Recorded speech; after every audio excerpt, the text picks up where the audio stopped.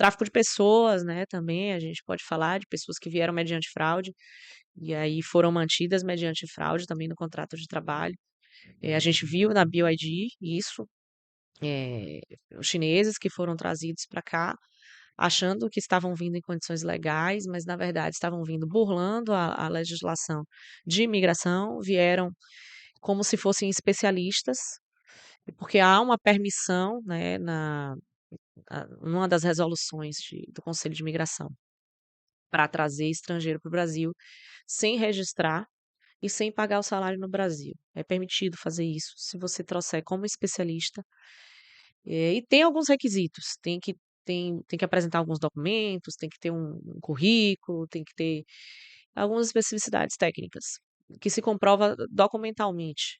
Então eles fizeram isso com centenas, posso falar assim, mais 400, 500 no mínimo, como se fossem especialistas. Mas quando a gente fez a ação fiscal, na verdade eram trabalhadores da construção civil, muitos analfabetos, inclusive, muitos com baixíssimo conhecimento, baixíssima escolaridade, baixíssimo conhecimento não, muito conhecimento na área que estavam trabalhando, mas assim, baixa escolaridade e não se enquadrando nos requisitos nem formais e nem materiais de especialistas, né? Então foi o que a gente viu na realidade e por isso a gente entendeu que a BioID é responsável por esses vínculos, porque fraudou, ela, ela diz, né, tanto administrativamente quanto nos processos judiciais, que o Ministério Público do Trabalho ingressou com ação judicial, que ela, na verdade, terceirizou e que ela utilizou legalmente esses instrumentos, mas no nosso entendimento houve um tráfico internacional de pessoas com essa fraude e a manutenção dessas pessoas também com vício de consentimento.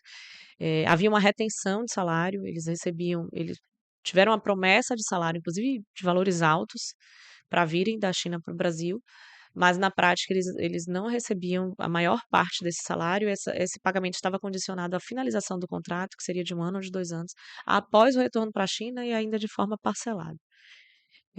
Havia uma não inserção deles na vida social, proposital, para que eles estivessem à disposição do trabalho. Eram pessoas que trabalhavam cerca de 70 horas semanais, eh, não eram registrados, então entendia-se que não deviam seguir a legislação brasileira trabalhista, trabalhavam de domingo a domingo, cerca de 10 horas por dia.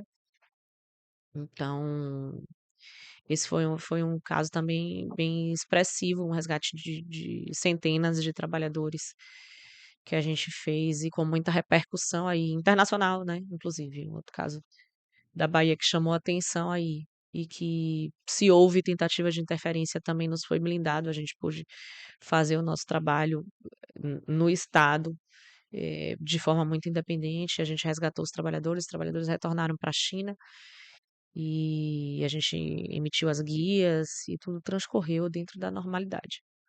Recentemente a gente fez um episódio aqui sobre a Argentina e agora que você comentou esse caso me lembrou, porque o convidado ele é da Argentina, é um argentino do norte da Argentina, e ele estava comentando como lá a China faz algo semelhante, que é a instalação de multinacionais é, com chineses vindo de lá. E eu não sei, claro, tem particularidade da legislação argentina, mas inclusive é algo muito semelhante, porque eles criavam uma estrutura de blindagem. Então, até quando envolvia crime, ele relatava que quando envolvia até alguma ação criminal, ele conseguia blindar e voltava para China, um avião e tal, porque você conseguia blindar da legislação. É o que ele estava chamando, bom, estão criando como se fossem enclaves dentro do país, então como se fosse micro-regiões autônomas dentro do país, dentro da Argentina. E eles recebiam essa parte pequena do salário que eles recebiam na própria China, Uhum. porque eles usaram essa resolução como se eles fossem especialistas, então o dinheiro também não circulou no Brasil. E as condições de alojamento também, alojamentos com superlotação, alimentação feita de forma improvisada, alojamento cozinha em garagem, alimentos no chão, alojamento sem cama, que tentou se atribuir à cultura, mas não é verdade. Inclusive, existiam bons alojamentos de trabalhadores que não foram resgatados, a maioria deles ligados a funções administrativas, não os trabalhadores da construção civil. Então, assim, a gente afasta essa questão cultural. E inclusive os trabalhadores disseram que eles não queriam estar dormindo sem colchão. E isso, a falta de a privação do sono do sono de qualidade, né, com alojamento superlotado, a ausência de colchões, associado a jornada exaustiva, jornadas de 70 horas semanais, associada a um trabalho que exige concentração, como é o trabalho da construção civil. O que é que essa combinação potencialmente pode causar? Acidente de trabalho. E não é à toa que alguns acidentes de trabalho, inclusive talvez a gente nem tenha tido acesso a todos, que não se fazia a CAT também, justamente por não estarem registrados. Outros tantos acidentes podem ter acontecido também, a gente não ter tido conhecimento, mas a gente teve conhecimento de acidentes graves, né?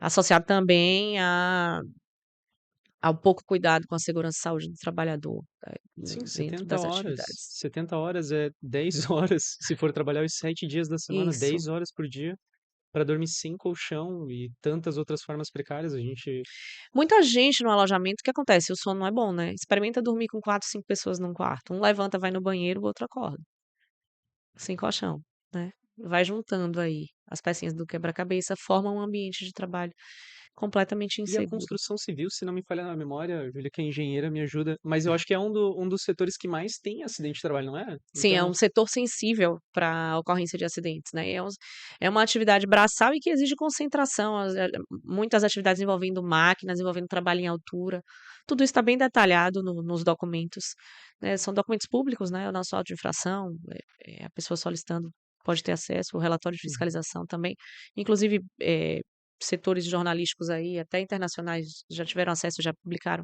detalhes aí dessa atuação. Nossa. E como que funciona mais concretamente essas operações? Por exemplo, como que vocês em geral chegam nas denúncias? São espontâneas, vocês recebem ou há um trabalho investigativo? E como que é as etapas posteriores até chegar, efetivamente naquele momento em que vocês fazem lá uma parceria com o Ministério Público, com a Sim. Polícia Federal e faz a execução da operação? Como é que é esse passo a passo? As 2 coisas, a gente atua por denúncias que a gente recebe do próprio trabalhador, de alguém da sociedade civil, no caso de doméstica, por vizinhos, amigos às vezes ela não tem, né, mas enfim, é o porteiro, eh, e também por parceiros, a gente recebe muitas denúncias que vêm do próprio Ministério Público do Trabalho, que recebe pelo site, a denúncia pode ser sigilosa. Disque 100, muita gente faz denúncia pelo Disque 100 também, principalmente relacionado ao trabalho análogo escravizado. Nós temos o nosso próprio, sistema de recebimento de denúncias, que é o sistema IP, em parceria com a Organização Internacional do Trabalho, então a gente recebe também muita denúncia diretamente no Ministério do Trabalho, e aí a gente organiza a partir de denúncias.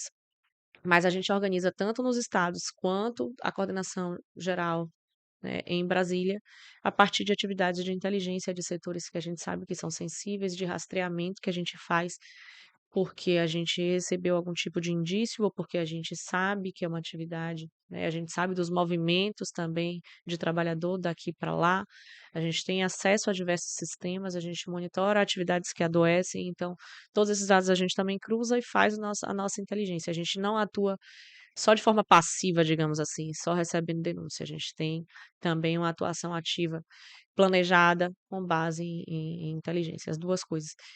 Você perguntou alguma E outra daí coisa. dali até Ah, chegar na como é que a operação. gente faz isso? Existe um fluxo, nacional de atendimento às vítimas de trabalho análogo ao escravizado, que trata um pouco disso, da atuação de cada instituição, e a nossa atuação, tanto nesse fluxo quanto prevista nos instrumentos normativos todos, nós devemos receber essas denúncias todas que vêm de outros setores, que vêm de outros parceiros, do próprio Disque 100, Ministério Público do Trabalho, Defensoria Pública, Ministério Público Federal, devem enviar para a gente, para o sistema IP, e a gente faz a análise de todas essas denúncias, a gente faz também a análise da inteligência que eu falei, por inteligência, né? E aí a gente escolhe as ações que vão ser feitas, planeja essas ações, faz contato com os parceiros e cuida dessa logística, né, de preparar a ação fiscal. E tudo que envolve essa logística, inclusive coisas burocráticas de solicitar veículo, diária para os servidores envolvidos, a gente faz. E aí a operação é montada, a gente vai na ação fiscal, a gente aí volta para tudo que eu falei antes da da atuação do auditor fiscal do trabalho, e nesse caso específico, em harmonia com a atuação dos outros atores, né, aí cada um vai atuar em sua esfera de competência.